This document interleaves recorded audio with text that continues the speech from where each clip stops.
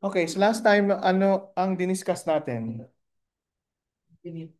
Infinite potential well. Okay, ngayon, ang didiscuss natin ay finite potential well. And this is what the finite potential well looks like. So, the finite potential well looks like this, na kung saan yung edges ng well ay from negative L to, from x equals negative L to L.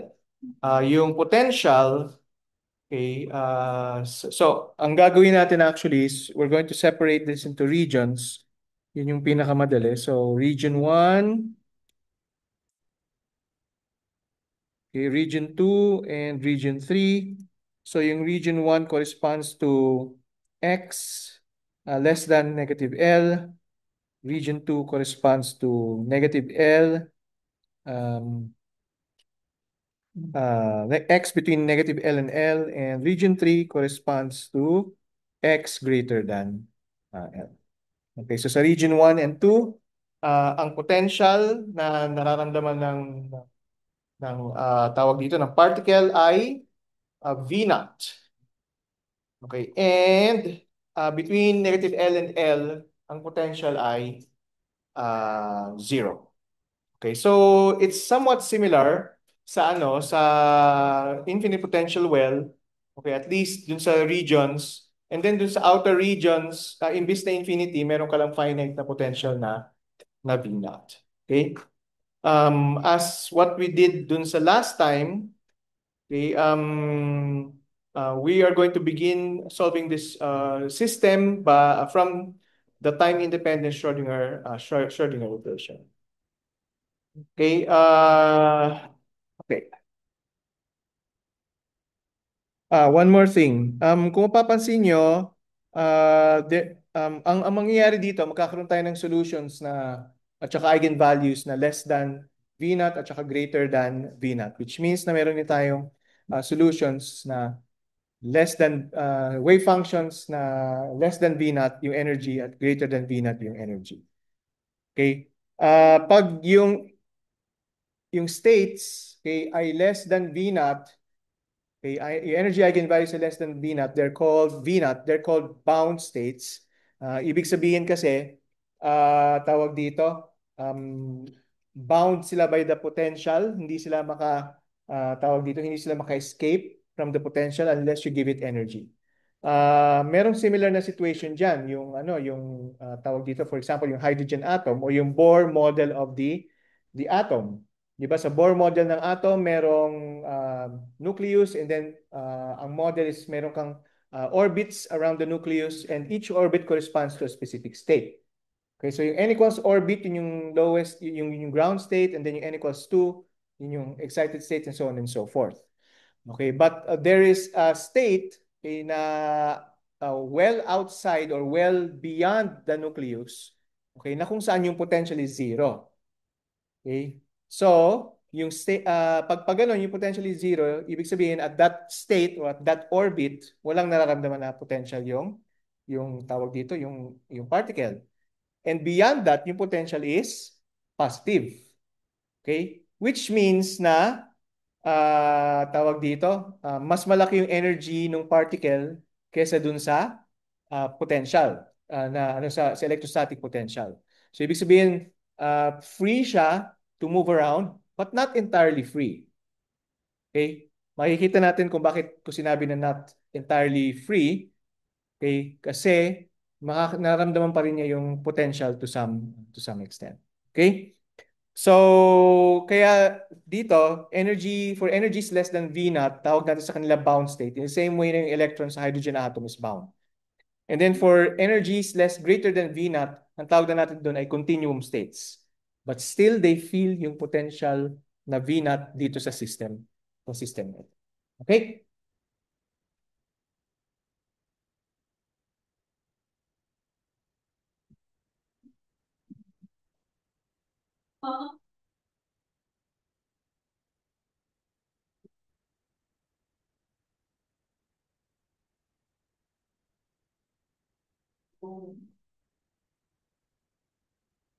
Tama yung ibang organs, o isang klase.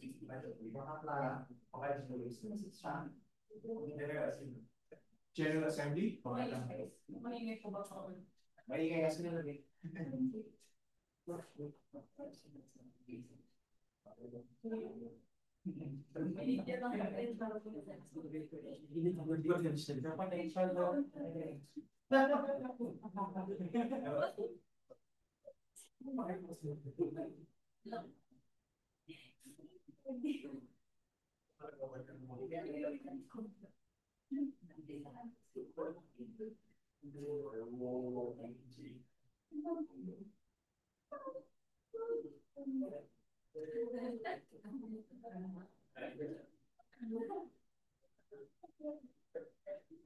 Ayaw kong sabihin ko ano yung feeling ko kasi mararecord eh. Pero nakikita nyo naman sa mukha ko, di ba? Okay. So, hindi ko tinanong kung anong org yun ah. Okay, anyway, org sila. Hindi ko sila kilala. So, magsisimula tayo sa saan tayo magsisimula? Time-independent Schrödinger equation. Okay. So, paano sinusulat ang time-independent Schrödinger equation? Negative h bar squared over 2m. In one dimension is the second derivative with respect to x operating on the wave function. Okay, so Hamiltonian muna, no?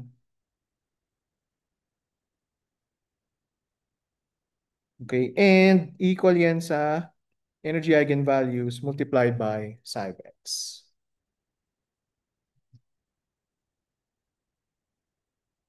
Okay, so yan yung ating starting point. Now, before we try to solve yung yung differential equation na yan, okay, syempre intindihin niyo muna na merong three regions. Dun sa region 1 tsaka sa region 3, yung v of x ay papalitan natin ng v naught. Okay? Tapos, dun sa region 2, that's actually a very easy job for us kasi yung potential is 0. And ginawa na natin yan dun sa infinite potential well. So alam na natin yung solutions. Nakita natin na yung solutions ay standing waves, which means that we expect na sa region 2, yung wave function na gagamitin natin ay mga cosine in the form of cosine or sine. Right? So merong asymmetric at saka asymmetric na wave functions. Okay? So when doing these things, importante talaga na meron kayong pinaghuhugutan na na tawag dito na napag-aralan niyo na before. Dito ang pinaghuhugutan natin ay tawag dito infinite potential well. Okay? Kasi once we know one system, then we should be able to apply kung ano natutunan natin sa isang system dun sa bagong system na pinag-aaralan natin. Okay? Now, this is a finite potential well. Sa regions 1 and 3 ba, may ine-expect ba tayo na tawag dito? Pag tinignan natin yung probability na makakita ng particle sa regions 1 and 3, sa tingin nyo ba merong finite probability or wala? Bakit wala? Oh, yan. So, last time, sinabi natin na wala. Bakit walang probabilities pag infinite potential well? Kasi sa outside the well, bakit walang probability? But zero ang probability? Kasi infinite ang potential. Sino ang makakalaban sa infinite na potential? Anong energy ang pwede niyong idagdag sa isang particle para lumusot sa isang infinite na potential? Okay, now going back here, this is a finite potential. Regions 1 and 2 has finite potential. Do you think there's a probability na meron tayong makitang particle sa regions 1 and 3? Yes. Okay, kasi finite na eh. Pwede tayong magdagdag ng konting energy and then, di ba? Lulusot. Sabihin natin lulusot. Tawagin natin lulusot muna for now. But there's also a cooler jeepney term for that. Malapit na. Tunneling. Okay? So, nagtatunnel yung particle through the potential barrier. Okay? So, kung ang wave function last time sa infinite potential well has this shape, okay? Di ba? Sa ground state, ganyan yung shape niya. Anong tawag dito? And it's impossible for, di ba, for the particle to pass through pag infinite. Sa finite, okay, pwede na siyang lumusot. Kasi may probability na makita yung particle. So, ganun pa rin yung shape, pero meron ng probability dito, diyan sa labas. Okay? Meron ng probability. Hindi pa natin sinosolve yung hindi pa natin sinosolve yung problem, wala pa tayong ginagawang solution sa Schrodinger equation, pero we're making use of what we learned from infinite potential well, okay? And applying it here dito sa finite potential well. Naintindihan niyo? Okay. So, yan yung parang yan yung parang common sense, which means na when we solve the Schrodinger equation, okay, we expect a behavior that looks like this. Okay? So yun yung titignan natin. Now, if dito sa gitna, okay, meron tayong standing waves, ang magandang i-describe na solution for the Schrodinger equation ay yun na nga, cosine or sine functions. Pero kung dito sa regions 1 and 3, okay, ay merong parang buntot, di ba? Parang tail, ayan. Uy, nawala. Hindi, napunta sa ilalim yung drawing eh. So merong tail na ganyan. May tail. Okay? Yan, merong tail na ganyan. So what do you think is the mathematical expression that will sort of describe itong ano na to? Itong ganitong klaseng behavior. Exponential, di ba? Kasi pag meron kang, for example, meron kang exponential exponential na negative x, okay, as x approaches infinity, then nagte-taper off siya. Tama? Dito naman, as x approaches, tawag dito, positive x, and if you let x approaches infinity, oops, hindi pala siya magte-taper off, mag-approach siya to infinity din. Right? So meron tayong kailangang i-consider na isang type ng solution. Okay? Yung type ng solution na yun, it has to be dapat negative exponential. Kasi pag positive exponential, hindi niya pwedeng i-describe yung nangyayari dito sa system na ito. Okay? Kasi mag-approach sa infinity. Yung probability will approach infinity. Okay? Again, wala pa tayong sinusolve. It's all, tawag dito, it's all intuition. Okay? So, ano nang gagawin natin? So, solve na natin, di ba? Pinakamadali yung region 2. So, sa region 2, negative h bar squared over 2m, d squared dx squared, psi of x equals sa e psi of x.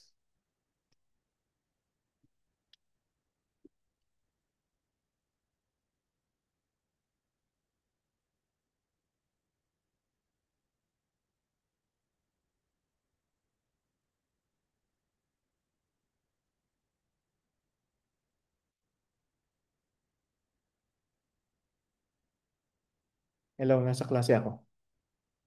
Gusto mo mag-hi sa mga estudyante? Sige, tawag ako mamaya.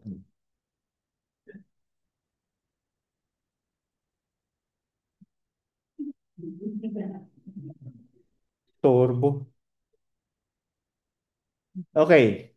So, ang tawag dito? Anong klaseng solution ang pwede natin gamitin dito? Sabi natin either sine or cosine. Okay? Actually, we can use both. And nakita naman natin before na anong tawag dito na may mga symmetry kasi na involved, 'di ba, sa solution. So yung ground state actually is symmetric, and then yung first excited state kung naalala nyo ay anti-symmetric. 'Di ba, naalala nyo ba from last time? Okay, so ganito yung shape niya from last time. Pag second excited state, 'di ba? So anti-symmetric siya, right? Naintindihan niyo kung bakit siya anti-symmetric, 'di ba?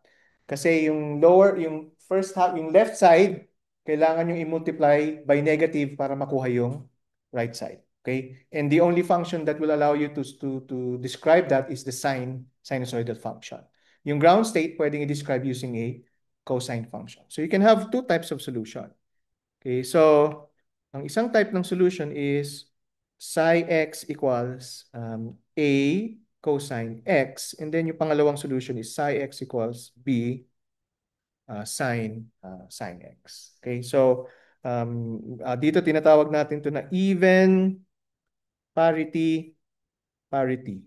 And then tinatawag din natin to na odd parity. Okay, so pag sinabing even parity, ang symmetry niya is this.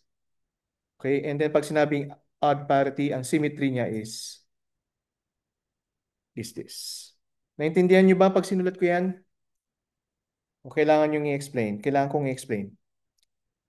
Explain. So, di ba ang cosine ng x ay equal sa, ano ba ang cosine ng negative x? Cosine of x din, di ba? Right? Right?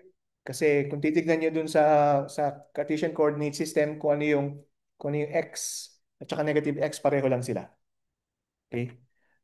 What about yung sine? So, sine x, equal ba siya sa sine, paano siya related sa sine negative x? Pag, so, kailangan may negative sign dito.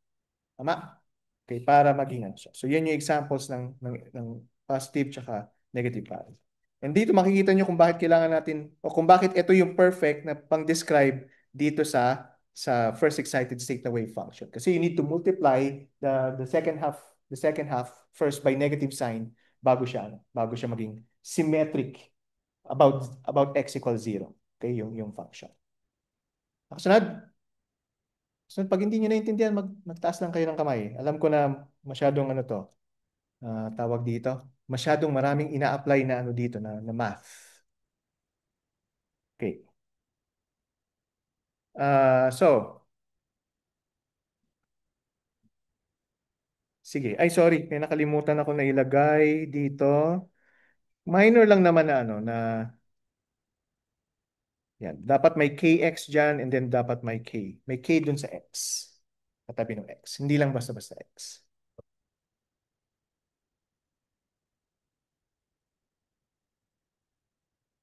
Okay, ano yung k na yan? Yun yung wave number. Ginawa na rin natin yan before. Equal yan sa 2me over h bar squared and then square root. Okay, so 2me over h bar squared. Square root ng 2me over h bar. H bar squared.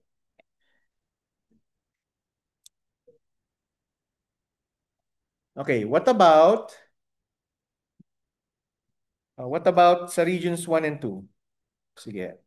Sabihin nyo pag okay na kasi mag-turn na ako ng page. Okay ba? Okay na?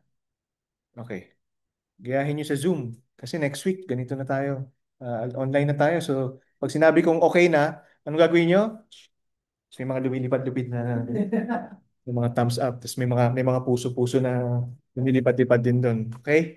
So, ang wave function that will describe region 1 and region 2 ay exponential, sabi natin. Di ba? Pero sa region 1, syempre, lahat ng x values dyan ay negative. And then sa region 3, ang lahat ng x values dyan ay positive. Kasi remember, ito yung x equals 0. Okay? Okay, so paano natin i-incorporate yung x equals yung negative sign tsaka positive sign sa isang wave function? So for regions 1 and 3, ang gagawin natin is psi of x equals sa c exponential ng negative kappa, okay? So hindi yan k, kappa. Okay, and then absolute value ng x. Okay, by putting an absolute value there, we can consider both ranges along the negative x tsaka along the positive x, right? Okay? Ano yung kappa? Ito, ganyan tapos ganyan. Ah,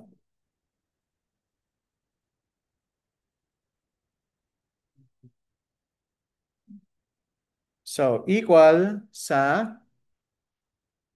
ay, 2m V naught minus E over H bar squared. Okay, so paano nangyari yan? May V naught over E. V naught minus E. Paano nangyari nagkaroon ng V naught minus E dyan? Okay, sige, copyin niyo muna and then describe ko kung paano nangyari yan.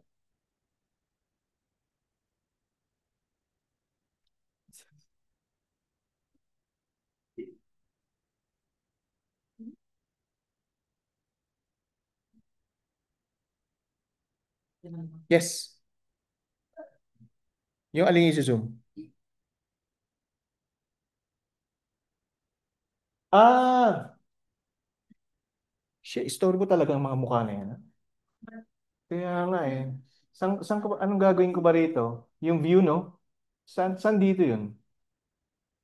Yung nga, yung view. Shit, ang labo. Teka, ililipat ko muna dito sa ano.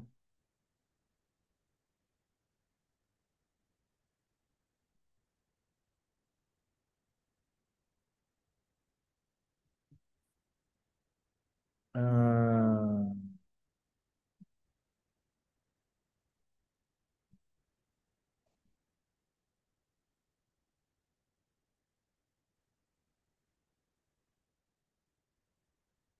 ano na nga to? Nakalimutan ko na.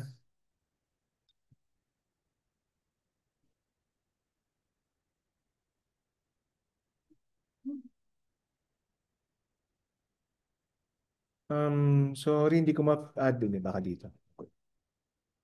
Fit to window, 100% original size. Pag ganito, better ba? Dali lang ah.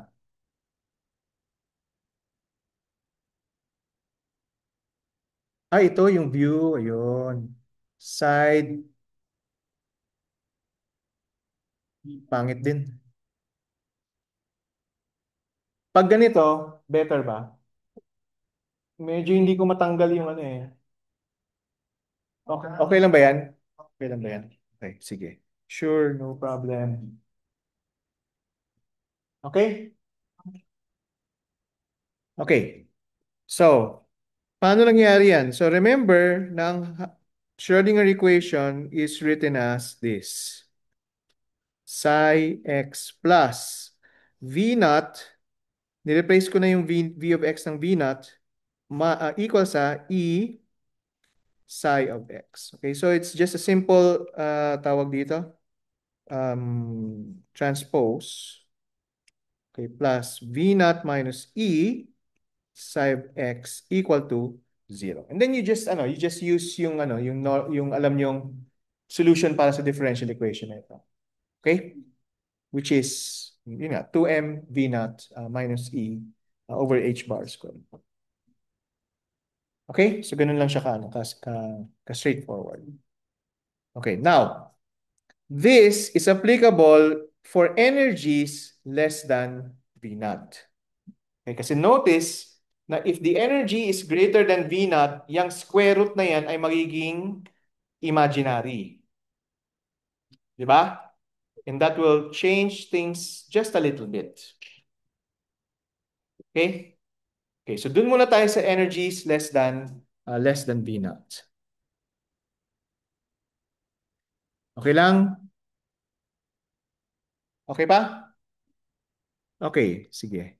Now, ang gagawin natin ngayon is we're going to define a variable or well, not just a variable, pero this one, which involves yung length. Yung L dito is of course yung length, di ba, ng barrier. So L squared and then capital K naught squared. Okay, so definition to ah. So that's a new product. Okay, equal siya sa L squared. Okay, K squared plus L squared kappa squared.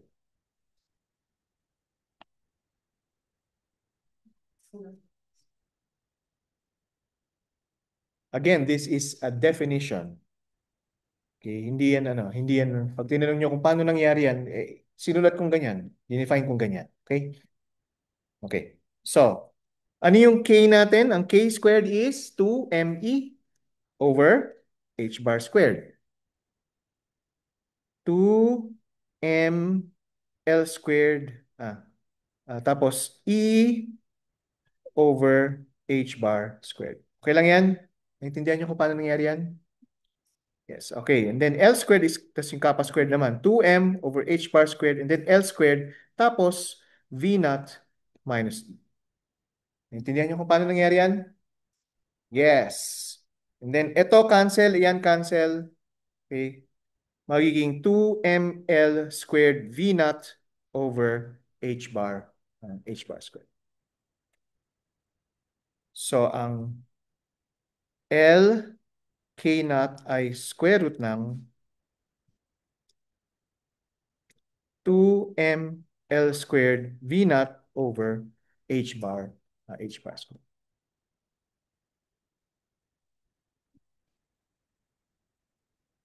Okay? Okay, so iwan muna natin yan. Gagamitin natin yan mamaya-mayang konti. Para lang nagluluto, di ba? Hiniwan muna natin yung bawang at sibuyas. Itabi muna natin yan. Para iyan na natin yung sahog.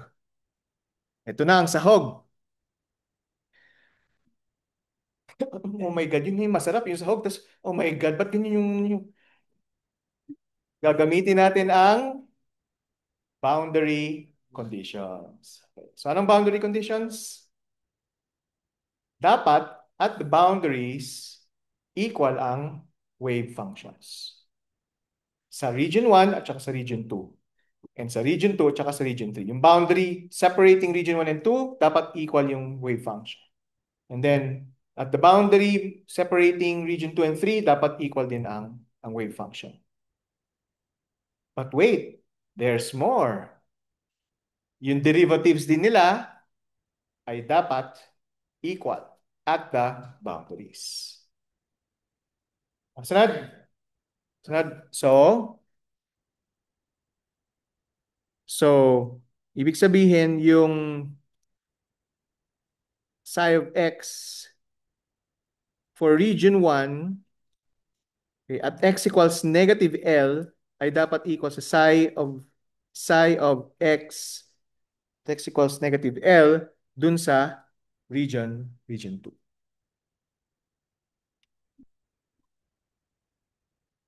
Okay, so sa region 1, ano natin? Ano yung wave function natin? C exponential negative kappa and then absolute value ng x, right? And then sa region 2, okay, we have two possible solutions. Ang isa ay A cosine KL. Okay, naintindihan niyo na kung bakit ano yan, ha? Kung bakit hindi na ako naglagay ng negative sign sa loob ng cosine kasi even parity ito na solution, right? So, i-rewrite ko lang to C negative kappa and then X. Kasi, sorry, L, sorry. L. Kasi absolute value ng X yan. So, if X is equal to negative L, the absolute value of that is L. So, equal to sa K, A cosine KL. Okay, so ito yung, this is the even parity na solution. And then, syempre, yung derivative din ng mga yan, okay, psi 1 at x equals negative L ay equal sa, okay, sorry, d dx psi 2 at x equals negative.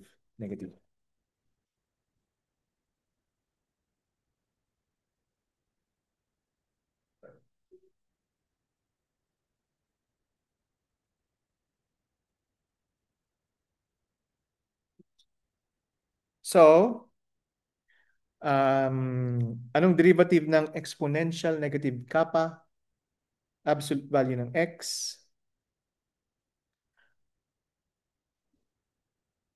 Anong derivative niyan? Negative kappa, absolute value ng x. Right? Ano yung kappa?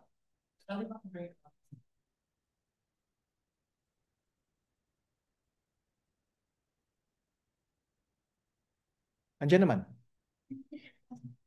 Nga. Yun na nga. Oo. Hindi nyo lang nakita kanina. Alam nyo na ang ano, no? Pag walang accountability ang isang tao, alam nyo nang nangyayari. Di ba? Sinisisi ang ibang tao. Okay. Derivative ng cosine.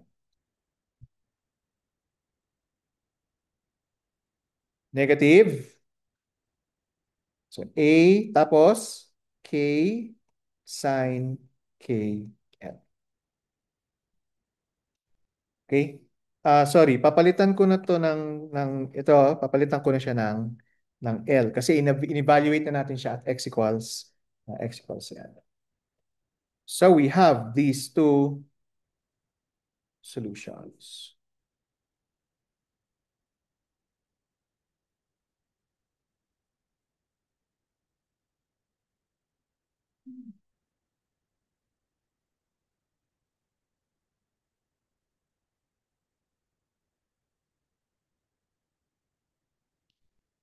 Okay na?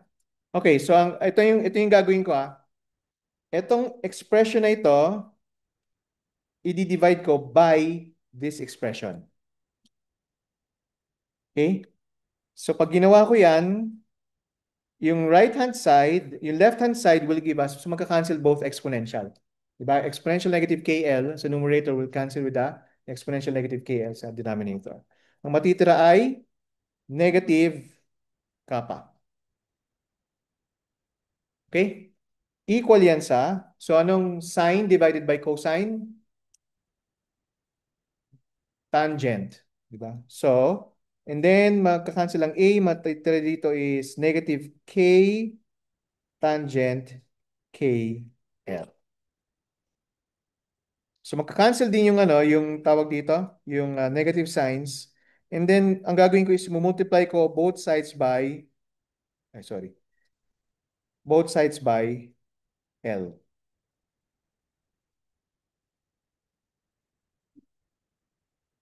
Multiply ko lang both sides by L. Ha? Yung ano? Ano hindi ko nasulat?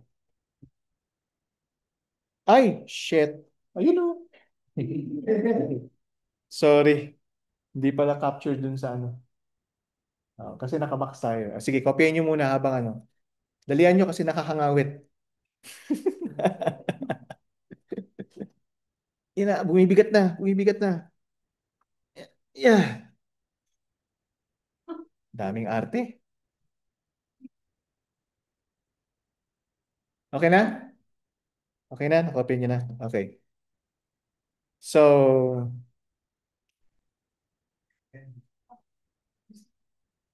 okay. So, dali i-highlight ko to gamit ang green na color kasi gagamitin natin yan mamaya. Okay. So, kung gusto nyo rin kopyahin yung pag-highlight ko, gawin nyo lang din. Okay? Okay. So, ito ay para sa even parity pa lang to. What about for the odd parity? Okay. So, kalimutan nyo na nakita nyo yan. Yung nakakatakot na ano yan. Mamaya natin babalikan yan. Anong mas nakakatakot? Yung mga horror movies, Conjuring, o yan.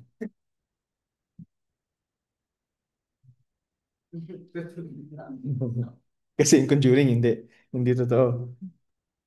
Okay, so dun tayo sa odd parity. Okay, so for odd parity solutions, psi 1 at x equals negative L ay equals to psi 2 at x equals negative L. Okay, so for odd parity, ano yung psi 1? So C exponential negative kappa. And then, idiretso ko na L. Naintindihan nyo naman na absolute value ng x yan, di ba?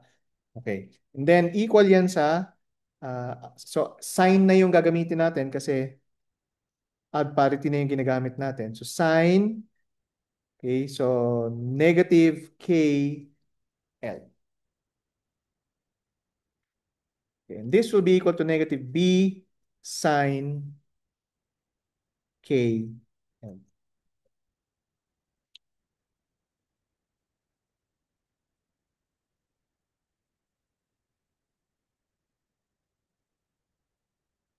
Okay. Then yung derivatives naman. So C exponential negative kappa L. Anong kulay ginamit natin dito? Dilaw. Okay.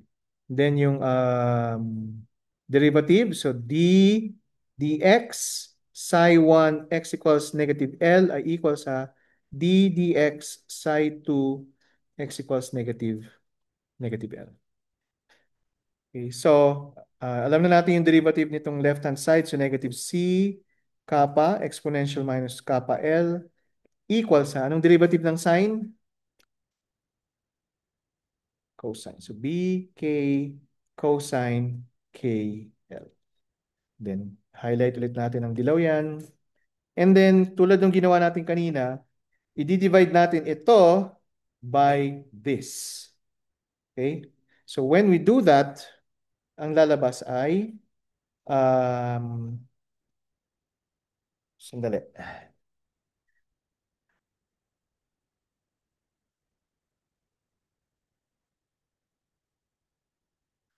Wait lang. Meron ba akong maling ginawa dito? Dapat sin negative KL.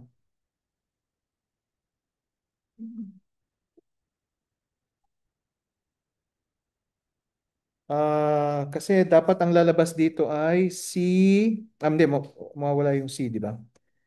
Kappa equal sa negative K cosine KL.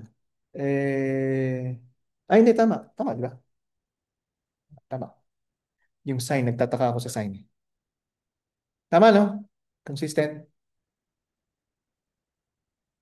Kasi pag dinivide nyo ito, pag dinivide nyo ito by this, cancel yung negative sign, di ba? Pag dinivide nyo ito by this, may matitirang negative sign. Okay, so nandoon yung negative. Yun yung inaalala ko kanina kung saan mapupunta yung negative sign. Pero it turns out na nandiyan lang din pala siya. Okay, ayan. Oops, hindi pa pala yan. Kailangan ko pang i-multiply yan by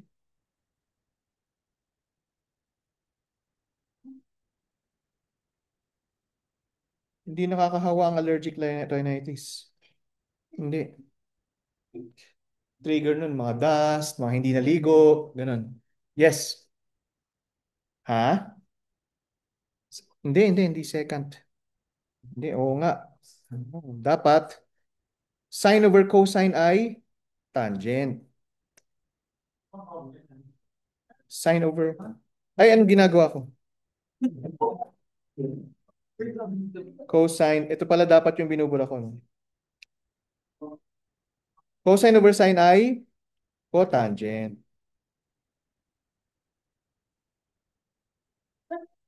Tangent. Yan. Okay, so yan ang gagamitin natin. Okay, good. Nagpe-pay attention kayo. Good. Okay. So meron tayong dalawang functions. Isulat ko yung isa dito, no? Isulat ko yung isa. Yung isa ay kappa L equals sa KL tangent KL. Right?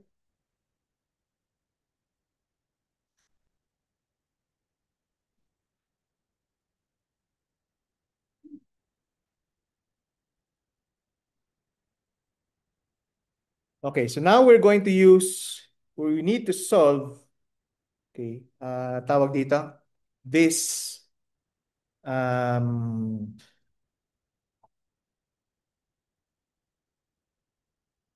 transcendental equation.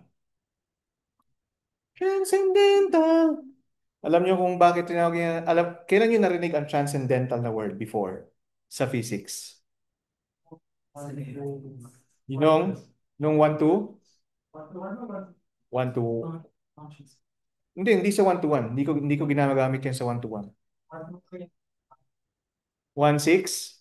1-6-1. Saan kayo nakakita ng transcendental equation? Saan ginamit yon? Kasi tignan nyo, paano nyo isa-solve yan? How do you solve for For example, for K.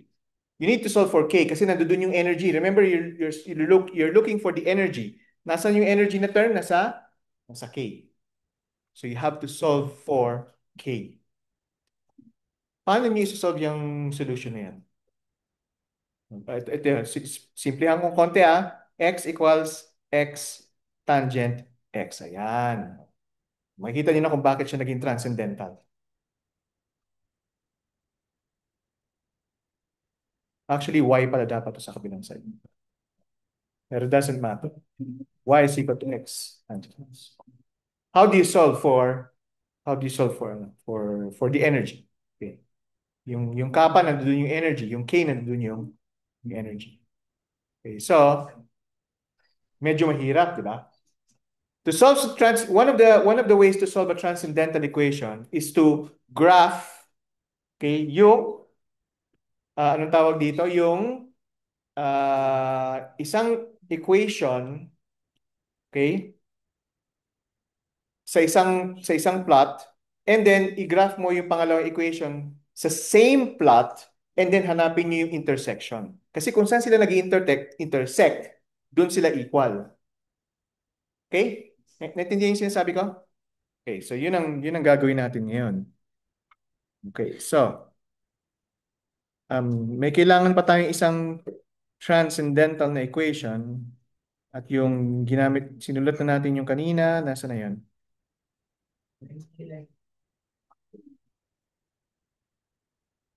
Ito. Yan. Itong equation na yan, actually hindi siya transcendental, pero ngayon gagamitin natin yung ating definition. L squared, K naught squared equals to L squared, K squared plus L squared kappa squared. Okay. So, sulat ko lang dito, L squared, K naught squared equals sa L squared kappa squared plus L squared K squared.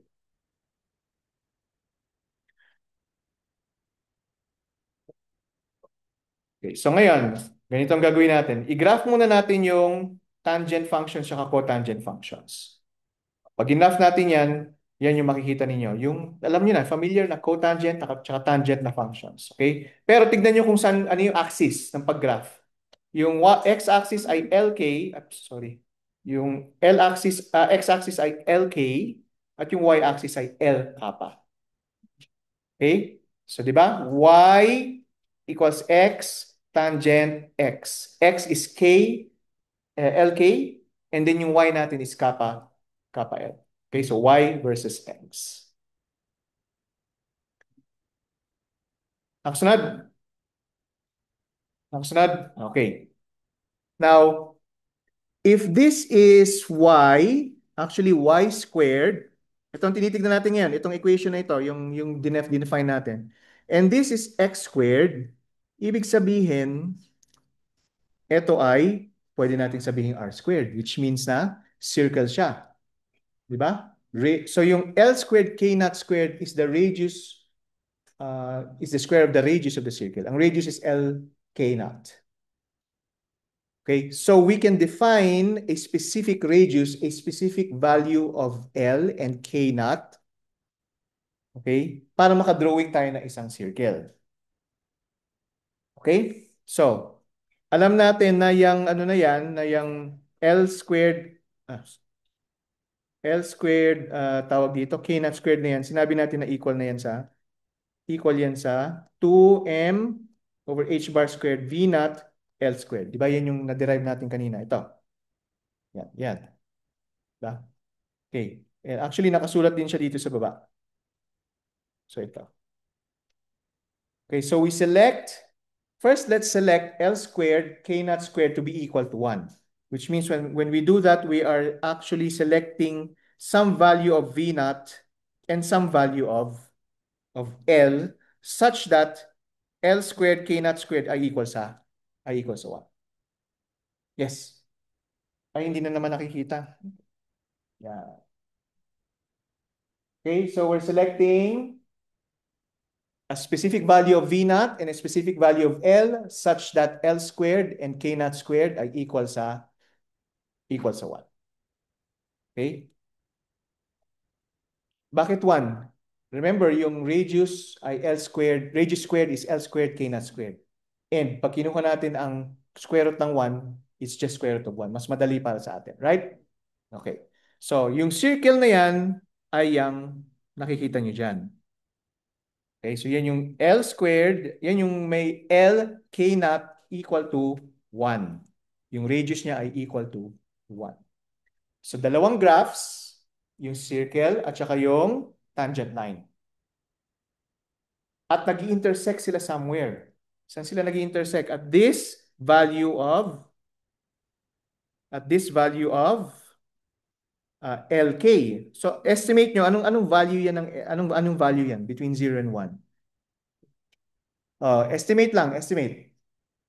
Mga around 0.7, 2, 4, 5, ganun. Ang galing natin mag-estimate, di ba? So 0.7. 0.7. Equal yan sa, oo nga. Okay. Asa na nakita natin? Okay. Okay, so ito, dito. Yan. 0.7. Equal yan dito sa LK, dito. Okay, LK. And remember, yung K is 2ME over H bar square root. 0.7. So now, knowing L, at syempre alam natin yung mass ng particle, like electron, for example. It's the mass of the electron. Makukuha na rin natin yung unang energy, the lowest energy. So this is the ground state energy. Gets?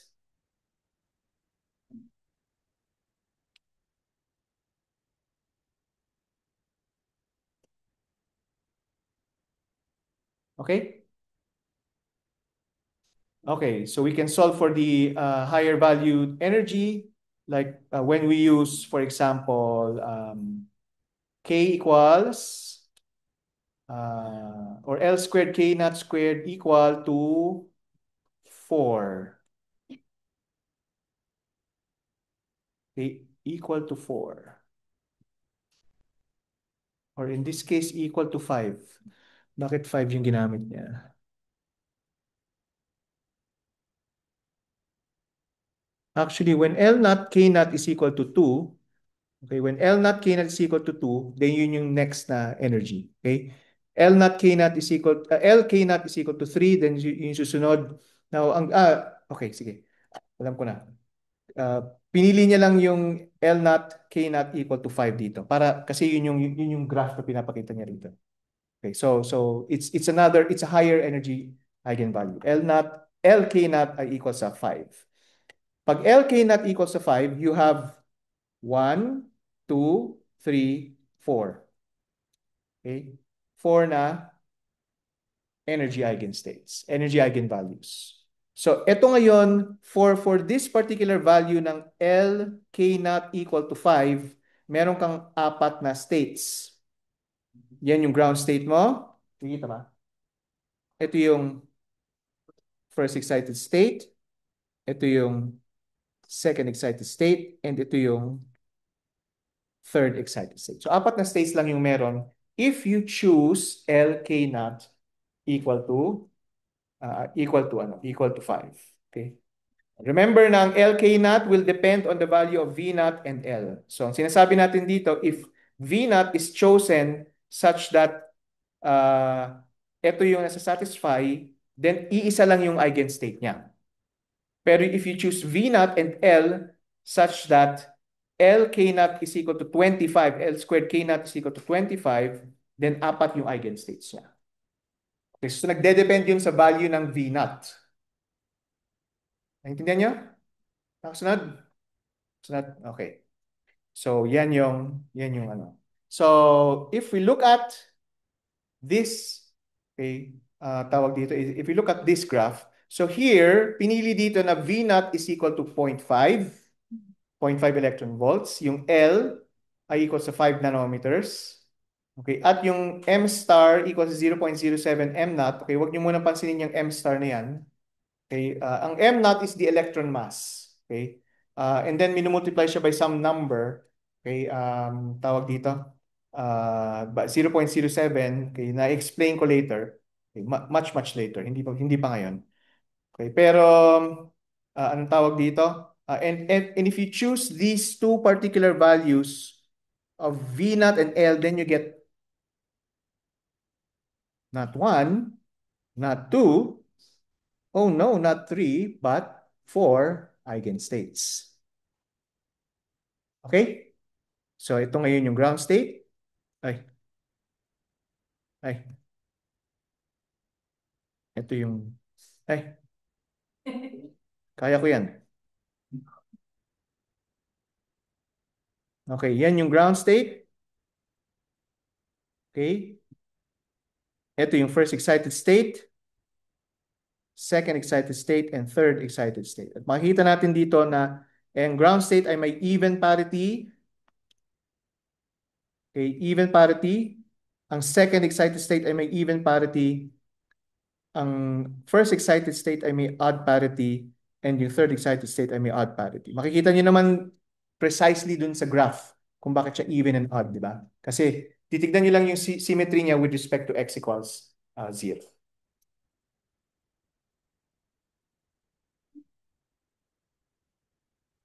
Okay? And then, ito pa yung titignan niyo dyan. Remember na yung barrier ay nandoon sa x, ay, yung ginawa ko. Yung barrier ay nandoon sa x equals negative L at saka x equals positive L. Tignan nyo ngayon. Meron ng very finite probability na makita yung particle sa x less than negative L and at x greater than positive L. Okay, ganun din dito. Ito, tignan nyo dyan. Ito yung barrier. Ito yung barrier. So meron ding probability na makita siya for these values and then for these values of x. Okay, so ibig sabihin, nag-tunnel through na yung particles sa region na X, sa region 1 at saka sa region 3. Okay, so meron ng ganong klaseng, may ganong probability na yung particles. Okay, just because yung potential ay naging finite.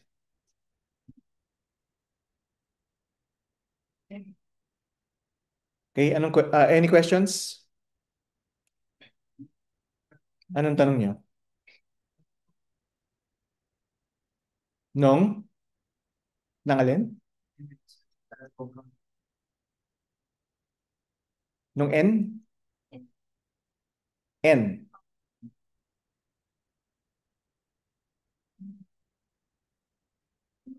Based on this graph, okay, kulang pa yan eh. Kulang pa yan kasi hanggang LK equals 5 lang ito eh. Ito hanggang LK equals 5. Pero you can still add further, di ba? Di ba? Pwede pa kayo mag-add ng graph diyan. Pero ito, okay, yan yung correspond sa LK not equals 5. And you can still increase that.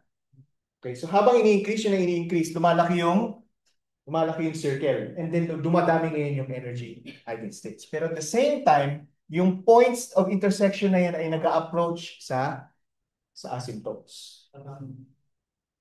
Di ba? So, pag nandito na, itong itim na yan, lalapit yan doon. Kasi sinusundan niya lang naman yung ano eh, yung tangent at saka cotangent lines eh. Right? Right? So habang lumalaki yung circle, nag-approach siya ngayon ano tawag dito? Sa asymptotes. Okay, ano bang value ng asymptotes dito? Ito, anong value ng asymptote dito? Pi over 2. Dito ang value ng asymptote ay pi. Doon ay 3 pi over 2. Okay, so if you let, essentially what you're doing is you're letting L K not approach infinity, di ba? Pinapa-approach niya to infinity. Okay, so anong mangyayari dyan sa tingin nyo?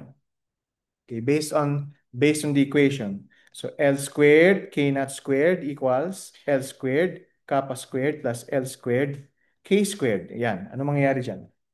And then this is equal to 2m V naught L squared H bar squared. So anong ginagawa nyo pag pini-increase nyo yung circle? Hindi, base lang dito sa equation na to.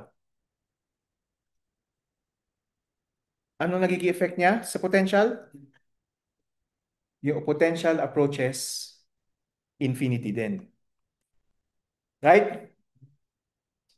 Right? And you end up with what? The infinite potential well.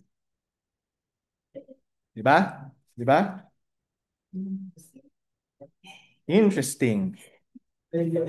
At ano na ang energy eigenvalues ng infinite potential well? N squared, di ba? Kappa, K, K squared, diba? H squared, K squared, N squared. Pero ang K is, anong tawag dito?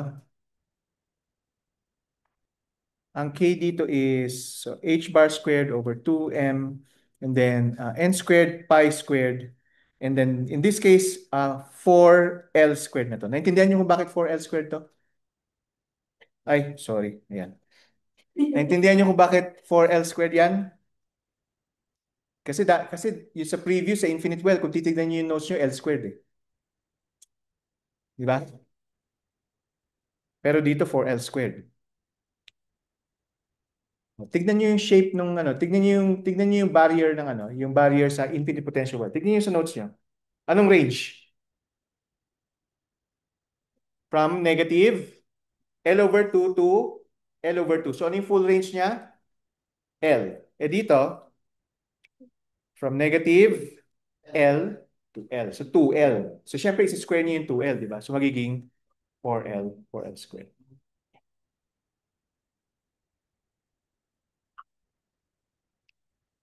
Ayos, so it all agrees, di ba? Yun yung gusto natin, di ba? Na pag meron tayong alam na system, like yung infinite potential well, and we allow this finite potential well to approach yung conditions ng infinite potential well, we should get the same solutions and same eigenfunctions. Di ba? Ang galing. Okay. Ihahayaan ko na kayong i-absorb yan, okay? Um, kasi mag-switch na tayo sa ano, sa ibang lesson. Pero ayoko na muna mag-switch. Okay, so sa Wednesday na natin ipagpatuloy. Okay? Um, Grabing saya nyo ah. Pero parang, ba't pag pumapasok kayo sa klase, hindi naman kayo ganyan kasaya? Okay? Pero tulad ng ginagawa natin, teka, i-switch off ko lang to. Tulad ng ginagawa natin before, okay, stop share.